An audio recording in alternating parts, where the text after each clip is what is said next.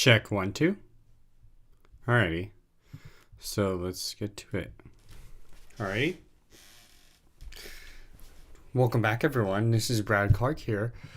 And today we're going to be reviewing, okay, just want to check right here. Let me, whoa. There we go. That should be better. There we go. Just had to adjust a few things. Just want to do a quick little audio check first. There we go. All right.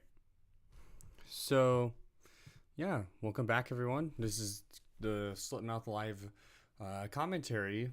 Originally, I wanted to make a video about this, but again, due to a lack of voting, there was no interest in it. So I decided today, hey, why don't I just live stream it, because I think that might be easier. And you can check out the VOD a little later. Like I said, I was going to do a video about this. I was preparing for it. I was talking about it with my editor, who helped to edit Xiao about it. And he was like, oh, like about payment. Like, he was like, oh, I'd be willing to do it if I get paid. Like, I was like, yeah, I'm going to pay you. But, like, I just want to see first if there's interest before we even move forward. So, again, there was a lack of voting right there. So I decided to cancel it. But I did have it in mind. I did want to do it eventually. So, yeah. Now we're here. So, first off, I first want to make a few disclaimers here. The following video, I don't agree with nowadays. There's some problems with it. Like, politically speaking, I don't agree with necessarily anymore. Again, I'm not going to get too political on this show, but, like, given the fact that this project is kind of political, I will be talking about the political philosophy behind this video and the choices I decide to do. Let's first start off at the beginning. So this location you see right here, AZ Liquor. Sorry, gotta get rid of this loading thing. There we go. I was rewatching it right now. Pay attention to the guy in the corner right here. He's just throwing away some trash right there. But anyways, so this location was actually a blessing, because when I wrote the script, I had intended it to be at a liquor store, because I thought, hey, like, I was gonna film a liquor store down the street. This is nearby where I wanted to shoot it originally. But like, one of the locations we called, it was very tight. Like, I kind of, admittedly, like, I think I could have done a lot better in terms of preparing for it. But I first wanted to secure the location first before I even did casting and all that, just so I can have the authorization. But yeah, like I said, this one was a blessing.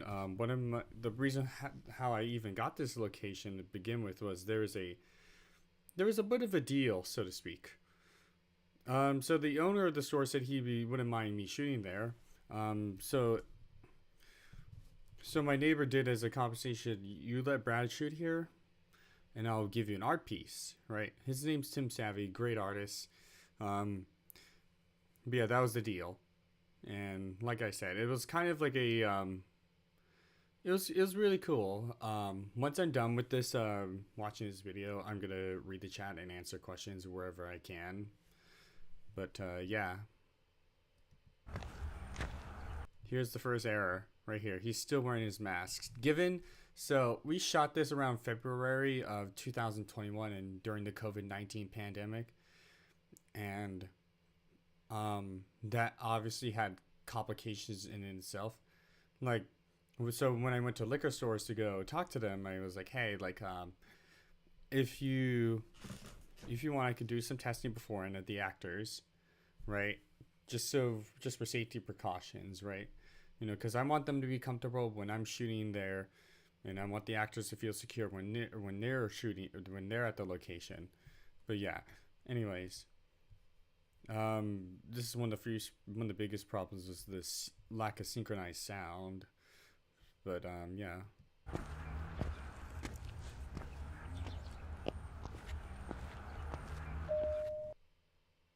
Pay attention to that beeping sound.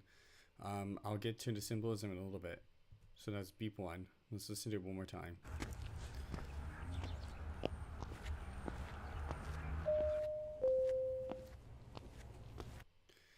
And then this shot right here, I wanted to do this originally, a tracking shot. My best friend who does photography stuff, Johnny, was really cool to work with, as he is again a photographer in himself, and it was really great to work with. So we shot all the outside scenes during the day, and we shot this liquor scene at night. Just because, that was the deal with our guy saying, hey, you need to shoot at night because there's gonna be less traffic and less confusion, right? But yeah, there's our actress right here, Aikiko, who plays the clerk, and then you see the bonsai tree right next to her.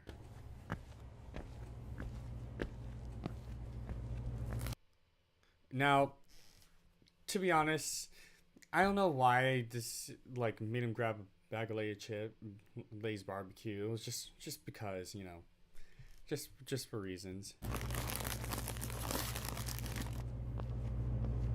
And then right here, this is one of the biggest symbolisms, is the bonsai tree.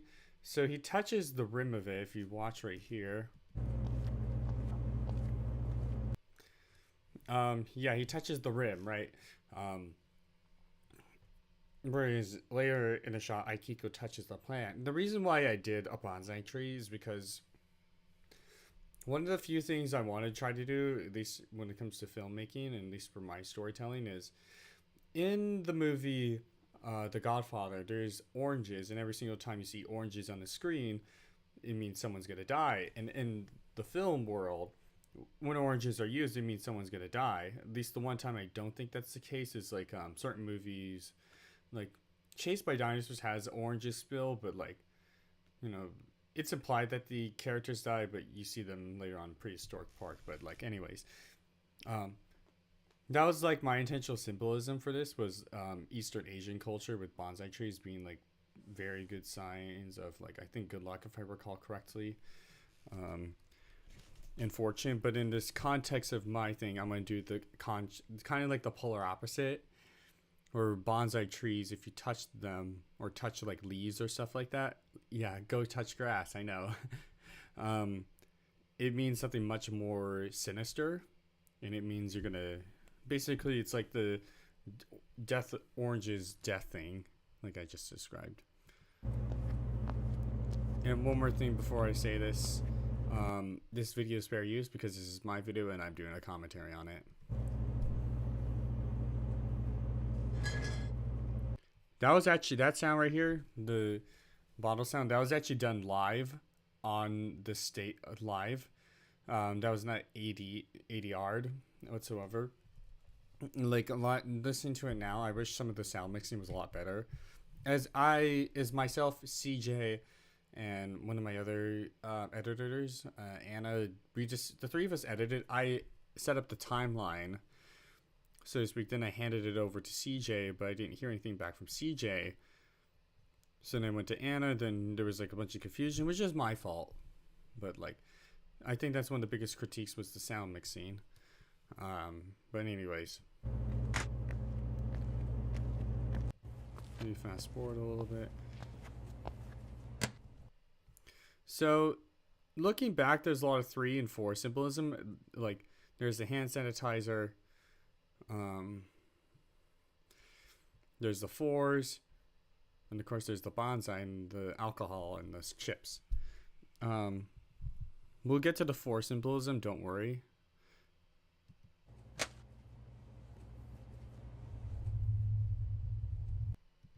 Yeah, that one's very blurry. It's too blurry. But I did kind of like the framing with the right reviews to everyone. That was, I think, done by my that was done by Johnny, and he and I agreed that was really cool. And this is really fun. This is at night. My dad's actually right here. He was watching us. He was walking, trying to take pictures, and I saw a comment here saying that our actor Max looked like Markiplier. Yes, I'm not kidding. or jokingly said they looked like Markiplier. And then of course there's the infamous conversation saying, "Sir, I can't serve you. You're not wearing a mask," type of thing. And he says, "Does it look like I fucking care?" Like, so obviously there's the political references here, right? And then this is where I broke the 180 rule. It was kind of a bad place to get a full on angle of her, so I tried my best with it. I can serve you. And then this was improvised by This is America. Like him swearing, it was very improvised, but this part was improvised. Get with the fucking program. That slap was actually improvised. It actually shocked us. And then you can see the Y right here. Yeah, you can hear a brief little audio gag right there. So anyways, yeah, that was improvised. That was really cool, that touch. Like, originally I put the word frick, like euphemism, instead of the F word. I don't know why. To be honest with you, but I did like put like "This is America, get with the program" in the original script. But the reason why I put that in, there was an old movie with Scarlett Johansson that was basically a liquor store scene where the guy's wearing literally no shoes, no shirt, and the guy says like, "Hey, I can't serve you," type of thing. And he said, "This is America, get with the program," type of thing. So there is that little reference right there.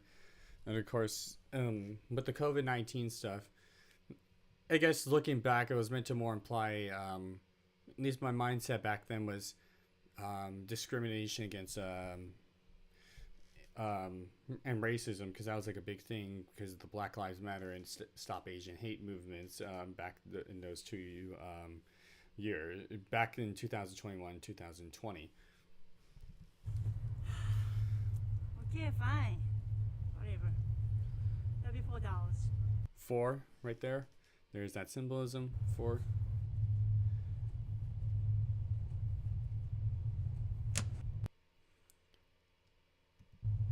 Happy. And then there's that Lakers jersey with Kobe Bryant, which is a sort of subtle, which is an unintentional reference, because this is just how the whole setup is. And then I don't know why I gave him like I had him like just leave the money, just say you happy, and just like him fucking off type of thing. But looking back, it's just, to me, maybe it might be like my idea is like, oh, he's just it's a discrimination type of thing. But Hey, sir. there's like a audio blunder I think I can, but looking back I would probably fix. There's the bonsai scene. When I told Aikiko, our actress, to with the bonsai, she touched it, by said like stroke it like a cat, because she's touching green, and ironically, like I said, with the death of orange's symbolism, that's meant to represent death. So like she's like touching green, essentially touching something that's living. And of course, there's that 4 symbolism right here. And then he goes outside, he lights a cigarette. This one was like one of the most hardest parts, because he never smokes cigarettes. And then him grunting was actually genuine pain. And he asked for like some water after. I bought it for him. I said, "No worries, I'll get you that." And I had him flick the cigarette, because that was in the original script, was he flicked it. And then he got the gun right there, which that was in the original script too, in itself. This right here is meant to be a reference to Ghost in a Shell, at least the poster, where you see it's been a while since I've seen it, but like where you see the in the poster, she holds it like this, and again it goes and ties in that racism theme of she's gonna go. And of course there's our main star, Koche Sake Ona, Rebecca Benedict. She's one of our actresses. So like nowadays she does like a lot of stuff on Instagram, kind of like similar to what the what the Paul brothers does, like, like vlogs and stuff, and does like a lot of the social media Instagram stuff, which is cool. But I chose her as she fits that femme fatale archetype because she's a very attractive person. And in femme fatales and noir films, there's that often the main protagonist, often the femme fatale is a very attractive person. And to me, I wanted to, and Kuchi Sake Ona is kind of attractive in herself because she like is luring these men or luring people, right? But she's wearing a mask that hides her true nature. One of the few things also is I actually had her have a scar right here. I originally wanted to have like a whole scar, like Scar from Lion King or Anakin from Star Wars, but I guess underneath the eye is fine. But yeah, he goes shoots her. He then that was like a really cool practical effect. We did that. We did that on the day when we had to do outside. So one of the original scenes is like he originally stole the merchandise and he threw the money at her. It didn't work out, but I tried something else. Like maybe like, hey, like why don't we try improvising, right? Um, so there was that aspect of it, right? Yeah, like I said, originally Aikiko actually auditioned for Kuchisake Onna because um, she grew up in Japan and moved here to the United States. I don't know when exactly, but she moved here to the United States, and she said she used to listen at. Let me go back just so I don't like break YouTube TOS. Just so like she used to listen to that story when she was a little girl, and and she knew and she thought it was cool that I was talking about it. And I told her, it was like she's very popular, at least online. She's very popular with American audiences with like creepy pastas, scary stories, and all that. And yeah, just for context, he stole the money that he gave her. Funny enough, he robbed her, which is also a reference to like Asian hate. How there was like people like stealing from Asian people back around 2020, 2021 because of the panic of the partly because of the panic towards COVID-19. That whole thing.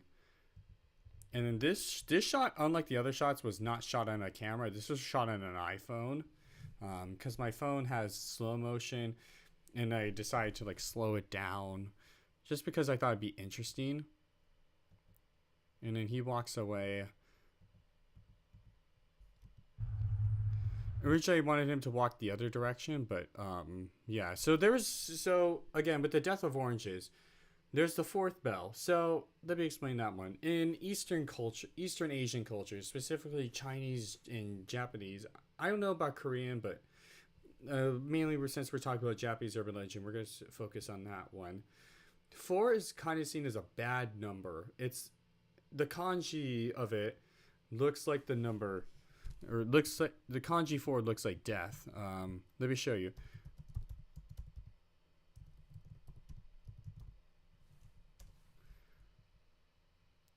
See, and it's called shi, although the proper name in Japanese is shi for 4, although it's called yo because like again 4 is seen as a bad number. It's like the number 13 here in the United States, and then there's that similar dip as 4, right? Or yon actually. But yeah, so the 4 symbolism is meant to represent that there's death incoming. And of course, the clerk died, right? And then again, this is where I kind of broke the 180 rule, but like I said, I know that was pointed out to me by someone. Like originally, I was like very much against it because maybe it's just me. So I know certain movies actually break the 180 rule more times than not. Like right, but then again, I was watching some movies fairly recently. I was like, you know what, maybe you're much more right than I am. But many movies I think break the 180 rule, like, and plus I broke the 180 rule intentionally, at least for most of the film, because I wanted to bring some unnatural tension, and yeah, like I said, the symbolism I think could have been much more stronger with the four and the bonsai tree.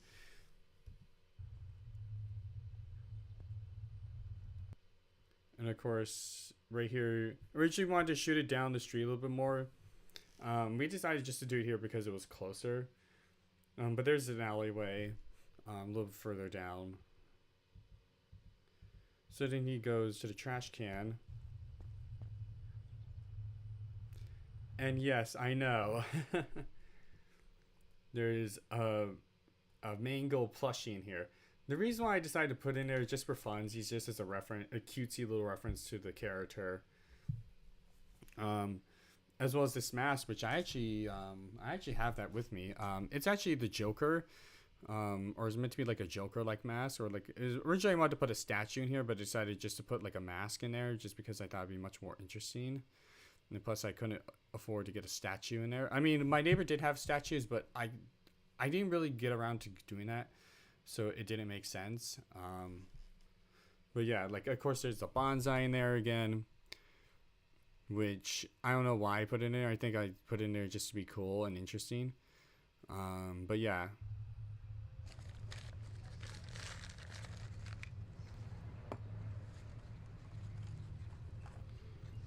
So he puts the gun in there, right? Just so you can hide the evidence that he shot somebody. Let me show you that mask, like I said. 1 second.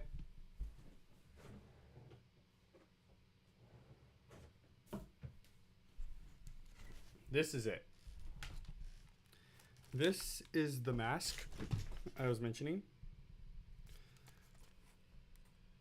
This is it. Like I said, like I don't know why I said something like make it look like Joker or something like that, and he spray painted it and made it look like the Joker. This cigarette part, I had to glue this on a couple times, but I put a cigarette on it just because it looks cool and just meant to show the decay society was facing at the time of 2020 to 2021, which looks tame by comparison by today's standards, but yeah.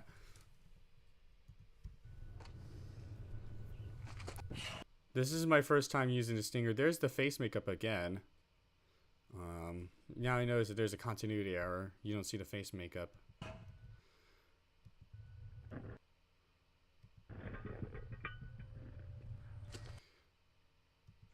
The fuck?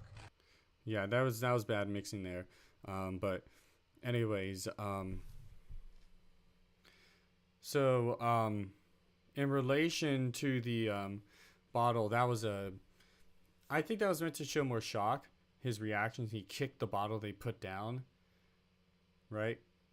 I don't know why he didn't put the chips or had the chips still, to be frank with you. That was a continuity error on my part. My assumption is that he ate the chips before like leaving, right?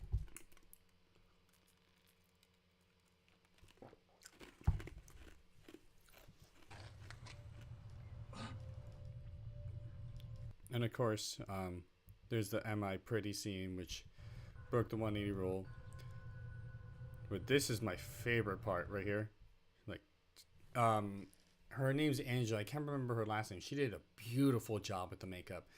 It looks really creepy. So I guess I'll give some background for this Kushisake Onna, because originally when I made the story, like I wanted her to represent COVID-19 as well as Asian.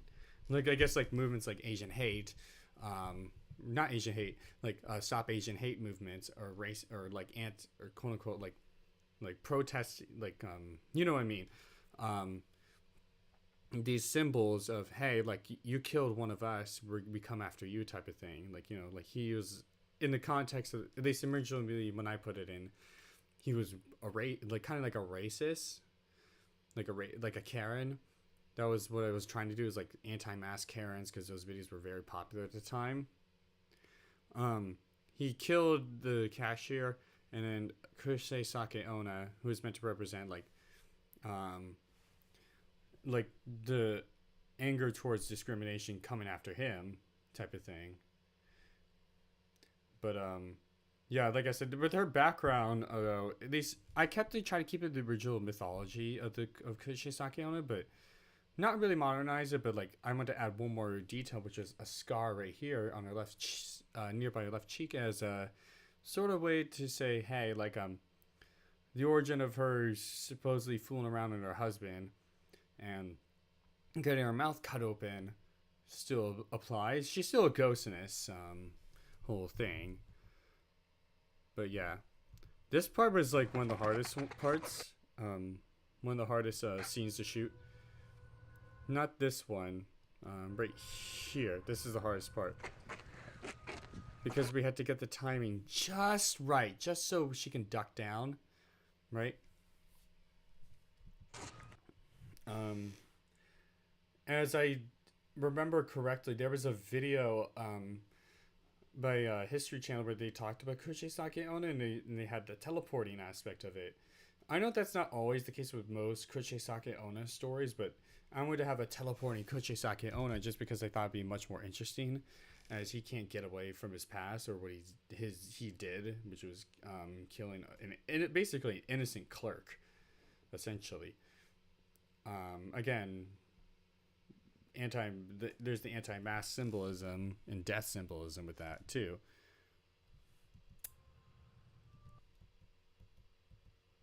And then this is also a pretty hard scene to shoot because when we shot it originally, my friend's camera died. We didn't have a backup camera, unfortunately, so always have backup batteries for your cameras. We tried to shoot it on one of our other cameras, but it was completely blown out. It didn't look good, so we had to schedule another day. And it was kind of like it went a little bit smoother, I think, the second time around because I got a little bit more experience with it. But anyways, this part was really cool because Max was a little bit, our actor was a little bit worried about getting his white shirt stressed out. So I told our actress to grab him by the jacket instead. And then there was that little music jingle. That was like from an old version of it with some music. I can show you on my iTunes eventually, but it's from a very experimental horror person, right? And he had Japanese ambient horror music that was really unnerving. The music you hear right now, Kevin McAuley's, "Do You Want to Come Out and Play" type of thing, was not originally what I wanted to do, but the reason why I allowed my audio editor to change it was because of copyright reasons. Because the ambient music was good, but like I could not use it for like post on. I mean, I could have posted on YouTube, but it's only for personal use, not for like non-personal uses. So like me posting on YouTube, for example, or put somebody into a film festival wouldn't work. And then this part right here, this was like one of the coolest parts. We got fake stage blood and we spilled it all on the ground. And no, it's not real. I seen kids in the comments section saying, hey, like this is like totally real, or asking me if it's real. It's not. It's stage blood. And of course,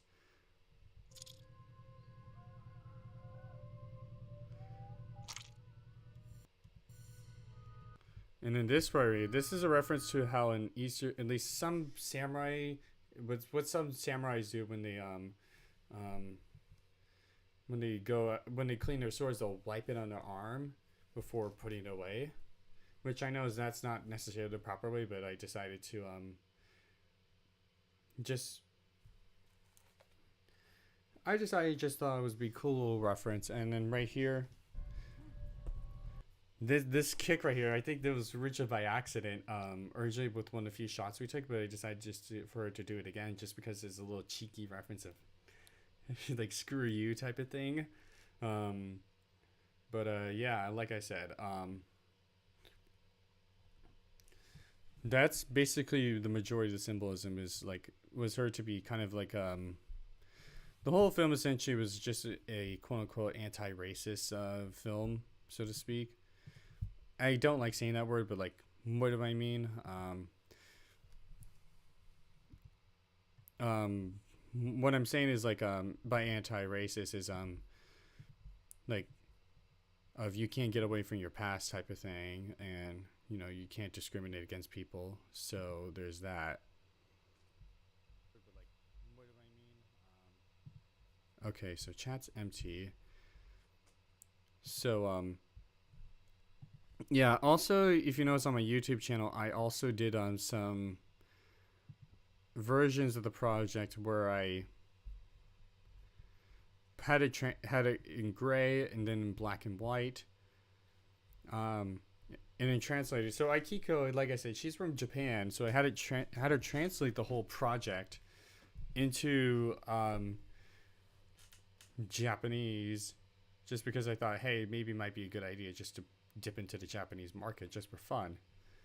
And plus, like, I'm a huge fan of Eastern Asian culture, so, well, Japanese culture specifically. But yeah, like I said, there was that.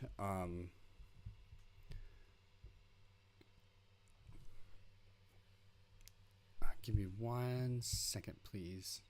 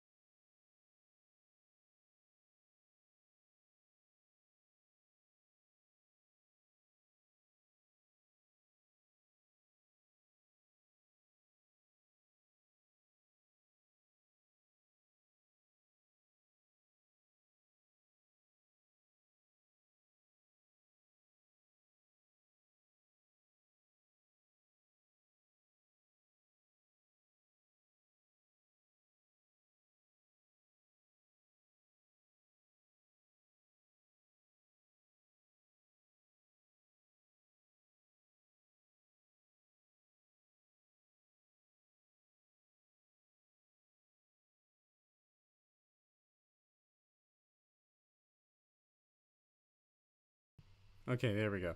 Like I said, um, not a whole lot of crazy symbolism in terms of the project.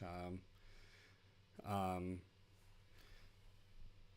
like I said, I tried to do my best with it, but like looking back, I'm not like necessarily like. I think I could have done a lot more, but yeah, that's just basically symbolism. Is it's a hey, like a don't discriminate against people type of thing, and as it reflected my political views at the time. But anyways, thank you very much for watching.